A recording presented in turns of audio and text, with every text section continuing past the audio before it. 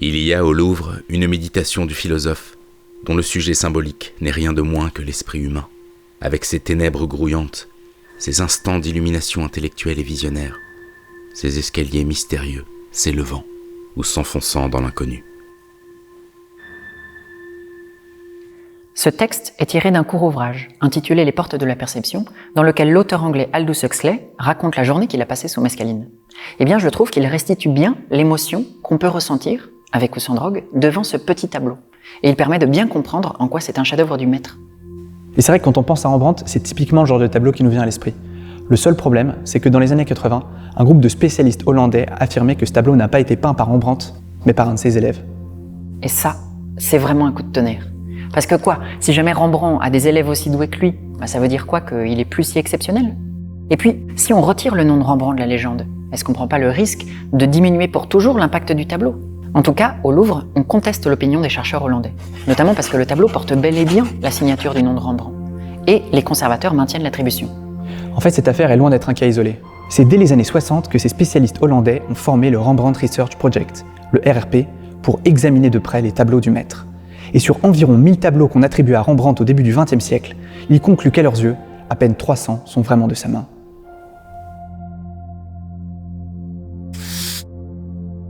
Alors que faire de l'émotion suscitée par tous ces faux Rembrandt au fil des siècles? Quelle est sa valeur? D'autant plus que les choses ne sont jamais simples. En 2015, l'un des chercheurs responsables de la désattribution, devenu entre-temps directeur du RRP, a annoncé avoir changé d'avis et réattribué le philosophe en méditation à Rembrandt. Bref, pour y voir plus clair, le Louvre nous a invités à venir parler de tout ça dans de bonnes conditions. Générique.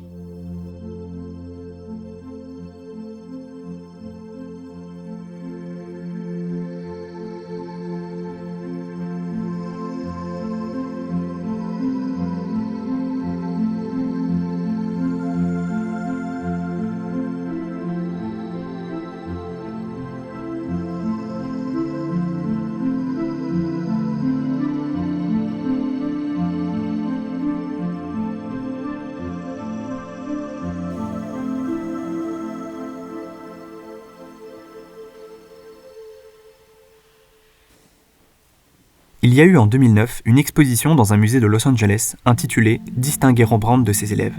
Le visiteur y était invité à comparer différents dessins entre eux pour voir si il ou elle était capable de déterminer ce qui était de la main du maître et ce qui ne l'était pas. Le musée en a tiré une série de petites animations dont on vous met le lien en description, qui est à la fois passionnante et un peu humiliante pour les non-spécialistes. La conclusion, c'est qu'il y a un certain nombre de peintres qui travaillaient avec Rembrandt et qui ont consciencieusement copié son style. Mais ce qui est encore plus bizarre, c'est que parmi les tableaux rejetés, il y en a qui portent la signature de Rembrandt. Donc de toute évidence, on aurait presque l'impression qu'on a affaire à de la contrefaçon. Après, est-ce que c'est grave si les faux sont aussi beaux que les vrais? Celui-là en tout cas c'est un vrai, même le RRP est formel. Mais la question que tout ça pose, c'est la suivante. En fait, c'est quoi un vrai Rembrandt? C'est un tableau peint par Rembrandt. Bien sûr, mais à l'époque, on peignait presque jamais seul. Au Moyen-Âge, à la Renaissance et encore au XVIIe, le siècle de Rembrandt, les peintres étaient aidés par des assistants, des élèves, des apprentis, et tout ce beau monde travaillait dans le même atelier. Il y avait ceux qui préparaient les enduits, les pigments et le reste. Mais il y avait aussi ceux qui peignaient des portions de tableaux.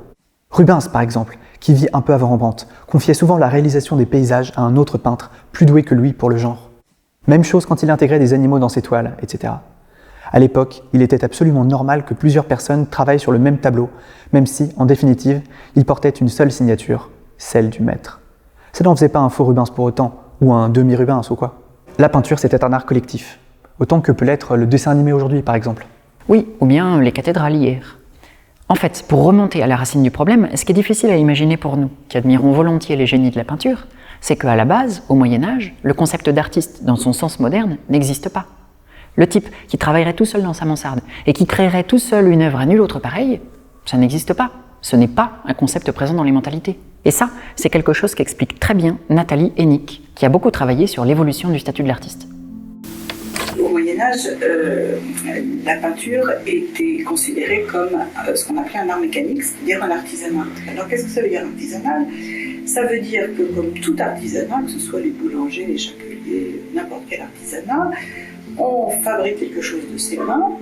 En général, alors ça peut être de façon individuelle pour les toutes petites échoppes, mais très souvent ça se fait collectivement au sens où on a le maître de l'atelier puis il a des aides, des des assistants. Par exemple, on avait des apprentis qui broyaient des couleurs, parce qu'à l'époque, il n'y avait pas de couleurs en tube, donc il fallait qu'ils broient les couleurs. Et puis, les compagnons qui s'étaient spécialisés dans le paysage, ou dans le portrait, ou dans la nature morte, etc. Et le maître qui, lui, composait le dessin de la proposition, et puis faisait quelques parties et en déléguait d'autres à ses assistants. Ça, c'était la forme classique. Et pour devenir maître, il fallait passer un examen.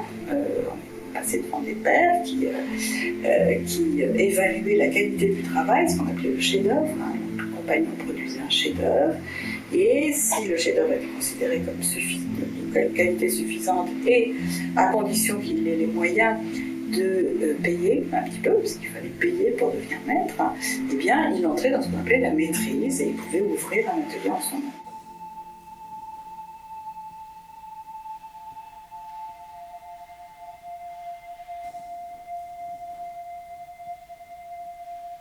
Décidément, les mentalités d'il y a 900 ans étaient vraiment différentes des nôtres. Parce que donc, aujourd'hui, le peintre est un artiste qui manifeste sur ses toiles toutes ses singularités. Alors qu'à l'époque, si je comprends bien, eh bien, le peintre, c'est plutôt un artisan qui effectue un travail manuel contre un salaire fixé à l'avance. Bien sûr, il y a des images partout, et les images sont aimées, mais ça n'implique pas que celui qui les produise soit forcément très reconnu. La peinture, c'est une activité familiale. L'artisan, il exerce dans une boutique où n'importe qui peut rentrer. Les prix d'ailleurs sont standardisés par la corporation. En plus, on valorise plutôt l'imitation des codes que l'originalité. Avec tout ça, le client est roi, et puis on considère qu'il n'y a rien de très intellectuel dans ce que fait l'artisan. Pour toutes ces raisons, les artisans médiévaux occupent une position assez basse dans l'échelle sociale. En tout cas, leur statut est très éloigné de celui des peintres d'aujourd'hui. Bon, mais Rembrandt dans tout ça, ok, il travaille en atelier comme les artisans du Moyen-Âge, mais on ne peut pas dire que l'autoportrait qu'on a vu tout à l'heure a été uniquement peint pour la plus grande gloire de Dieu. Entre la toile de Rembrandt et l'art médiéval, il y a une différence cruciale qui devrait nous sauter aux yeux. Ah oui ? Mais oui, c'est un autoportrait, un genre absolument nouveau qui apparaît à la Renaissance. Et pour comprendre ce que ce genre a de spécial, on a de la chance d'être au Louvre, parce que c'est ici qu'est conservé un des premiers autoportraits de l'histoire.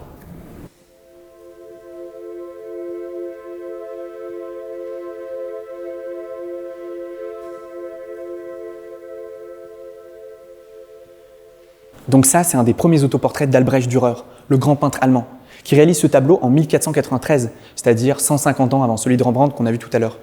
Mais c'est surtout un des premiers autoportraits tout court, au sens de le peintre se met en scène tout seul, sans autre raison que de se peindre. Oui, parce qu'effectivement, avant Dürer, il y a de nombreux artistes qui se sont représentés, mais ils se sont à chaque fois intégrés à une œuvre. Ils font partie d'un cadre plus grand. Au Moyen-Âge, personne ne se peint tout seul, en grand, comme ça. Il faut une sacrée conscience de soi pour faire ça. À vrai dire, il faut que l'individu peintre soit devenu un objet d'intérêt pour l'art. Oui, et le truc, c'est que le peintre devient un objet d'intérêt pour l'art parce qu'il est devenu un objet d'intérêt pour la littérature, qui glorifie certains peintres et se nourrit de leurs travaux. En fait, quelque chose de décisif est en train de se passer. Les poètes, en se penchant sur les peintres, leur donnent des lettres de noblesse. La poésie, c'est l'art libéral par excellence, et elle fait goûter à certains peintres sa gloire. Dante, qui de son vivant passait déjà pour le plus grand poète italien, est le premier à célébrer dans sa Divine Comédie l'art du peintre Giotto. En France, c'est Ronsard qui est le premier à collaborer avec un graveur pour placer un portrait le représentant en exergue de son recueil Les Amours. La peinture et la poésie deviennent en quelque sorte des arts amis. Ainsi, au XVIIe siècle, le talent du jeune Rembrandt peut être loué par Constantin Huygens, un poète qu'on a un peu oublié, mais qui était très connu à son époque. C'est ça, en fait, les vers que le poète consacre au peintre donnent au peintre l'audace de se représenter comme digne d'intérêt. Le peintre dit « me voici » parce que les poètes, qui sont un peu les cool kids de l'époque, ont commencé à parler d'eux. Et ça va même plus loin. Comme la poésie, la peinture tend progressivement à devenir un art libéral, c'est-à-dire plus intellectuel. À partir de la Renaissance, on est rentré dans un paradigme plus réaliste, avec le recours à la perspective et à l'étude de l'anatomie pour représenter des figures qui ne sont plus seulement symboliques, mais aussi plus conformes à la réalité physique de la création avec un grand C. Désormais, le peintre se doit d'être aussi mathématicien. C'est pour ça, par exemple, que dans les Ménines, le peintre Vélasquez ne se représente pas au travail comme ceux du Moyen-Âge, mais un peu reculé, la main levée, en train de réfléchir, de calculer.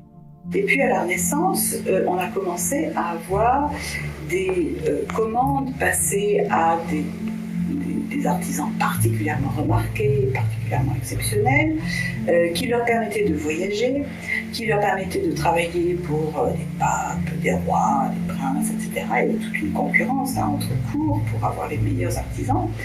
Et les meilleurs d'entre eux commençait à considérer qu'on ne pouvait plus les traiter comme de simples artisans et il voulait avoir un statut un peu plus prestigieux, notamment parce qu'ils vivaient dans les cours, ils étaient devenus courtisans. Et du coup, ça leur allait pas trop de rester confinés dans l'univers de ce qu'on appelait la boutique. Et donc, ils ont commencé à ruer un peu dans les brancards, notamment en disant mais nos savoir-faire ne sont pas seulement des savoir-faire manuels, ce sont aussi des compétences, des connaissances intellectuelles. Et c'est là qu'ils ont voulu se constituer en académie, à l'imitation des arts libéraux, du Trivium et du Quadrivium, qui eux avaient des académies. Mais évidemment, à l'époque, il y a des gens qui ont ricané en disant mais quoi, de simples artisans qui veulent être académiciens, ça ressemble à quoi? Enfin, ça a été très conflictuel. Mais c'est grâce à cette revendication de devenir des académiciens, de créer des académies, que certains d'entre eux, des toutes petites élites, tout ça se compte sur les doigts d'une main, ont pu commencer à sortir de ce statut artisanal.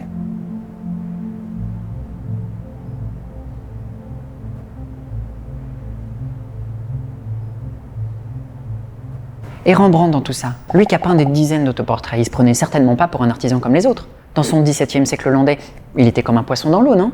D'abord, il hérite du paradigme réaliste de la Renaissance. La peinture est presque devenue un art libéral, les peintres doués peuvent espérer devenir célèbres, et puis les académies permettent enfin aux jeunes peintres pauvres de se lancer. On pourrait croire oui, mais en fait pas vraiment. D'abord, en Europe du Nord, à ce moment-là, il n'y a pas encore d'académie. Et de toute façon, il n'aurait pas été en conformité avec la déontologie des académiciens. Le truc, c'est que pour les académiciens, l'art, c'est avant tout quelque chose de noble, qui ne se préoccupe pas des questions financières. L'académicien a par exemple interdiction de tenir boutique, d'où la mise en place du salon d'exposition, qui est là pour vendre un peu quand même. Sauf que Rembrandt, c'est pas qu'un peintre, c'est aussi un homme d'affaires. C'est un type qui manigance sur le marché de l'art pour réussir à vendre ses toiles au plus haut prix. C'est un type qui était connu pour enchérir sur ses propres œuvres en salle des ventes. Et puis il embauchait énormément d'élèves, qu'il faisait payer très cher. En clair, son atelier, c'est une des entreprises artistiques les plus bouillonnantes du XVIIe siècle hollandais. Attends, Rembrandt c'était un homme d'affaires? Eh oui. Mais en ce cas, Redek, il est quand même très éloigné de l'image que le 19e siècle romantique s'est faite de lui. Alors ce qui s'est passé, c'est que les académiciens ont voulu rompre avec ce qu'ils appelaient la boutique. Mais le problème, c'est que quand on ne tient plus boutique, comment faire connaître son travail? Les académiciens ont décidé de créer le salon de peinture, donc dans la seconde moitié du XVIIe siècle, qui leur a permis d'exposer publiquement leurs travaux sans les vendre. Le propre du salon, c'est qu'on expose mais on ne vend pas. Alors ça a été très important parce que premièrement, ça a donné lieu à l'invention de la critique d'art, qui n'existait pas auparavant. Et ça a donné lieu à une sorte de publicisation des arts de l'image qui sont devenus beaucoup plus connus que ne l'étaient avant et un goût pour la peinture qui a entraîné dans cette activité des gens qui auparavant ne seraient jamais devenus peintres ou sculpteurs mais qui se sont mis à s'intéresser à cette pratique parce qu'ils ont découvert au salon des œuvres qui leur plaisaient. Alors, donc il y a eu un afflux de prétendants au statut de peintre, dans une situation où il n'y avait plus d'institutions parce que les corporations n'existaient plus et parce que, après la Révolution, l'académie qui s'est appelée l'Institut a instauré un numerus clausus, c'est-à-dire qu'il n'y avait qu'un tout petit nombre de peintres ou de sculpteurs qui pouvaient appartenir à l'académie. Les autres étaient dans la nature du point de vue institutionnel. Et donc du coup, il y a une sorte de contraste entre le tout petit nombre de peintres ayant un statut officiel, des commandes d'État, etc., et puis le très grand nombre de peintres qui devaient vivoter en espérant trouver des commandes à droite à gauche. Bon. Et c'est cette tension qui va entraîner toutes sortes de conflit, notamment le fait que les académiciens tenaient ce qu'on appelait le salon de peinture, donc ça a été très important, et pour pouvoir exposer au salon, ce qui était le moment important pour les peintres, il fallait être accepté par le jury. Bon. Or, beaucoup de peintres ont été retoqués, n'ont pas pu exposer, et du coup, ça durcit, si on peut dire, la tension, l'opposition entre une peinture répondant au canon de la peinture académique, notamment la grande peinture d'histoire, et une peinture plus libre, plus individualisée, qui va donner ce qu'on appellera ensuite l'impressionnisme. Dès lors que le succès est différé, on voit émerger cette idée que les vrais grands artistes étant novateurs ne peuvent pas être reconnus tout de suite, et même pas de leur vivant, et que les seuls grands artistes sont ceux qui seront reconnus tardivement, voire après leur mort. Mais ça, c'est une idée typiquement romantique que l'on va commencer à voir émerger à la fin du 19e siècle, en fait, et c'est la figure de Van Gogh qui va l'incarner au mieux, et elle continue aujourd'hui à perdurer.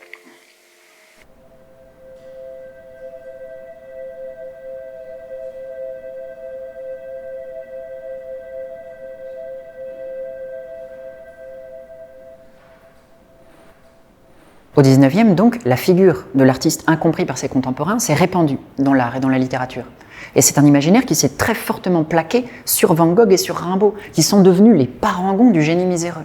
Par analogie, Rembrandt, avec son style bien à lui, avec ses thèmes originaux, avec sa mort dans la relative pauvreté d'ailleurs, c'était le candidat idéal pour être récupéré par cet imaginaire de la bohème. Ouais. En plus, il y a quelque chose qui joue à mort en sa faveur, c'est que contrairement à ses contemporains, il a signé la majorité de ses œuvres. C'est vrai que la pratique de la signature ne devient systématique justement qu'au XIXe siècle. Bah oui, mais du coup le fait qu'il soit en avance sur cette pratique, qu'il tienne à signer ses œuvres, ça voulait bien dire aux yeux des romantiques que Rembrandt avait une conscience très haute de son œuvre, qu'il avait une vision bien à lui, qu'il voulait que la postérité se souvienne de lui. En bref, que ses tableaux, c'était lui-même. C'est ça. Si Rembrandt signe, c'est qu'il préfigure vraiment l'artiste romantique. En tout cas, c'est ce que les romantiques se disent. Mais en fait, il y a un anachronisme immense sur ce coup. Parce que ce qu'on a omis de dire depuis le début de cette enquête, et qui permet de comprendre pourquoi les romantiques, et nous après eux, se sont un peu plantés sur le cas de Rembrandt, c'est que Rembrandt a lui-même volontairement signé des tableaux qu'il n'a pas peints et qui étaient entièrement réalisés par ses élèves. Et c'était d'autant plus facile pour lui de s'attribuer les œuvres de ses élèves qu'il leur apprenait à peindre à la Rembrandt, dans ce style si singulier qui le caractérisait. Il en avait le droit, par contrat, pendant toute la durée de leur apprentissage. Et puis, les élèves ne s'en plaignaient pas trop parce qu'ils apprenaient effectivement tout de lui. C'est quand même fou de se dire que le type a orchestré ses propres contrefaçons, même si le terme est anachronique, pour pouvoir vendre plus de tableaux et les vendre plus cher grâce à sa signature. C'est ce que raconte Svetlana Alpers dans son livre « L'atelier de Rembrandt », et je peux vous dire que ça marchait très bien. Du coup, c'est cette même signature qui a fait croire aux romantiques que Rembrandt avait une productivité folle. Et c'est donc aussi pour ça qu'on comptait environ 1000 tableaux de Rembrandt au début du XXe siècle. Il y a une phrase de Nathalie Hennick qui me paraît bien résumer le problème et que je tire de son livre « Être artiste », publié en 1996. Si Rembrandt, en effet, préfigura l'artiste romantique, ce fut par la personnalisation de son style et de ses sujets, qui lui permit de construire une position hors du commun et d'acquérir de l'autorité sur ses clients. Mais ce ne fut ni par son mode de fonctionnement, tout à fait traditionnel, celui de l'atelier collectif, ni par son inscription dans le marché privé, ce qui est propre au monde artisanal. Bref, toutes les fois qu'un Rembrandt est désattribué, qu'on a l'impression d'avoir affaire à un faux, on est tributaire de cette vision anachronique de l'artiste forgée par les romantiques.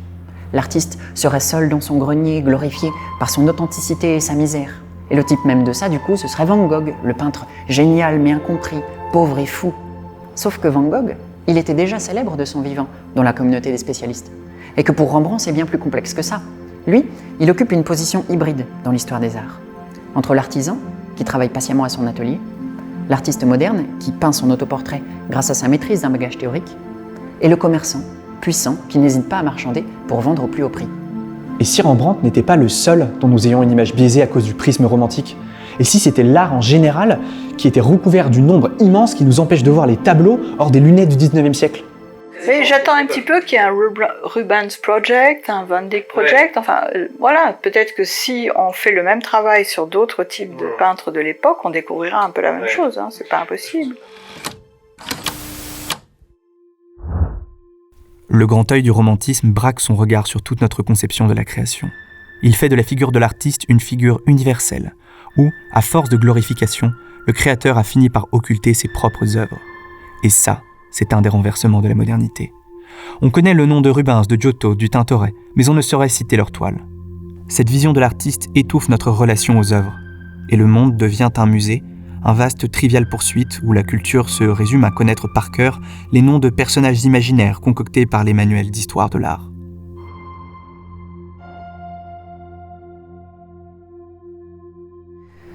Bon bah voilà, mais alors, comment on sort de cette situation absurde où d'un côté on adule des figures absolument construites de toutes pièces par nos œillères romantiques, et où de l'autre on prend jamais le temps de s'intéresser à ce que vraiment ces œuvres ont à nous dire? Comment on s'attaque au problème? Ouais, je sais pas, hein.